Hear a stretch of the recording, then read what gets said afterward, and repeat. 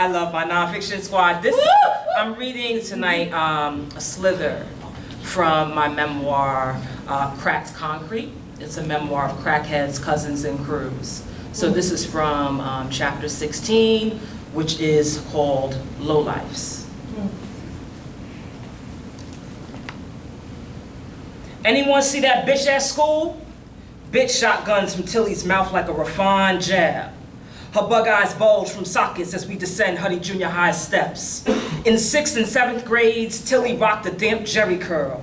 Now, she is relaxed bob with bangs that swoop like left hooks. Nah, son, Rochelle says. Word God, I agree. I ain't seen her all day. That girl ain't coming back to school till she grows some of her damn hair back, Dana says.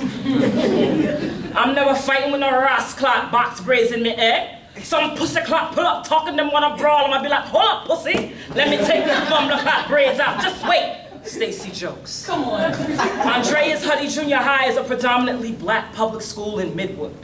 While Midwood itself is mostly middle-class white, Huddy pulls children from neighboring Flatbush, which is mainly diasporic black and working class. Black kids fill Huddy's halls, cafeteria, and classrooms. But Huddy hosts programs for gifted students. These are programs where us black kids are tolerated because somehow we've managed to scrap our way in. These are the programs where white students are welcome because, of course, it's where they belong. My crew, though. We are the smart ghetto girls who pock like blemishes the 8th grade classrooms where white kids are safe from black Brooklyn. We are each of us from and of the hood. We are all black and brilliant and broke. We are the colorful strings that rope through the eyelet of a JanSports front pocket zipper. We are Brooklyn as fuck. There is Talea whose skin is maple syrup rich. Talea who lives in a massive apartment building not very different from the one I live in on East 18th. In her home, we compare plants' development based on hours of the sunlight they receive each day. In her home, I learned that she is not Talea, but Tilly. Tilly, who is very serious about science projects. Tilly, whose grandmother flips sweet plantanos that crackle in oil over flame. Tilly, who wears an accent like alligator skin, smoothly pulling it onto her tongue when immersed in the soul of a Panama-adjacent home, roughly shedding that shit for hard consonants and slick vowels when with crew in black Brooklyn streets. Yo, where you from, Tilly? I ask. Panama, Mom, she replies through thick lips as if it's obvious. There is Dana. Dana, who sports denim polo shirts and multi-fingered gold name rings. Dana, who is biracial, light bright ITs, blacker knees, bitch. Dana, who lives in a huge Victorian house in Ditmas Park, where we crack math problems, bump our favorite jams, and choreograph dance routines. Hot 97 is a burgeoning radio station where hip-hop lives, it boasts. The station is home not only to hip-hop, but also the morning show with Ed Lover, Dr. Dre, and Lisa G. If you are young and black in Brooklyn, you are hip-hop. If you are young and black in Brooklyn, you listen to the morning show as you get ready for school. If you are young and black in Brooklyn, you sing along with them when they sound their roll call. What's up, y'all? What you gotta say? Who's on the phone with Ed, Lisa, and Dre? Dana's been trying to get on the show for weeks, but everyone calls into the roll call. Her odds are slim to nil until, while pulling on my wheat brown Timbs, I hear, my name is Zainab, but don't call me Z. If you wanna use letters, then use QT. Yo, that's Dana!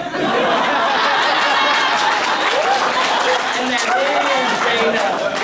Always doing some crazy shit that makes the rest of us jealously spit. Yo, my girl D did that.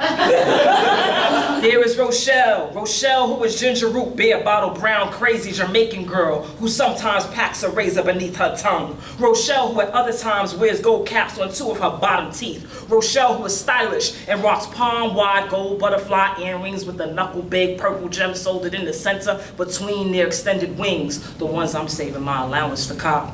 The ones that all the fly girls sport with our hair pulled up into high buns, sour apple lollipops dangling from the corners of our mouths. At Rochelle's house, we freestyle rhymes while our knuckles and fists pound beats on the same kitchen table where her mother molds miniature beef patties. In Rochelle's bedroom, I learned to do my hair and makeup. I also learned, now tell me, oh, set them on, I me body, them off our permit and a license for me.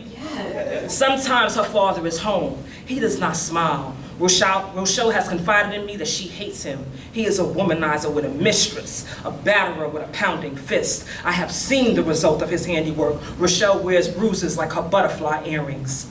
There is Kamisha who lives almost as far away from Huddy Junior High as I do, in Never Ran, Never Will, Brownsville.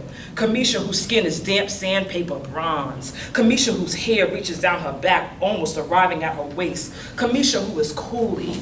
In her dainty house, I sit on her bed, waiting for her to get ready. Kamisha teaches me about hot roller curlers and mnemonic devices to remember the periodic table. In Kamisha's home, she is Kamisha when she is anything at all. It is just her and her mother, a cold woman who seldom speaks. When she does, it is a complaint, a silence, a summoning. Her voice claps like lightning against a choppy tide at Reese Beach. Kamisha!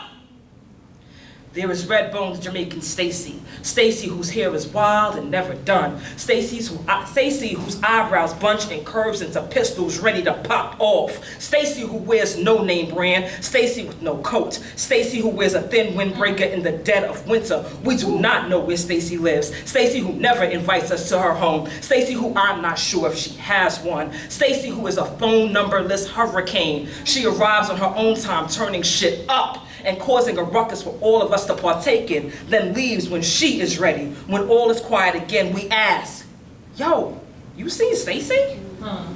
Thank you.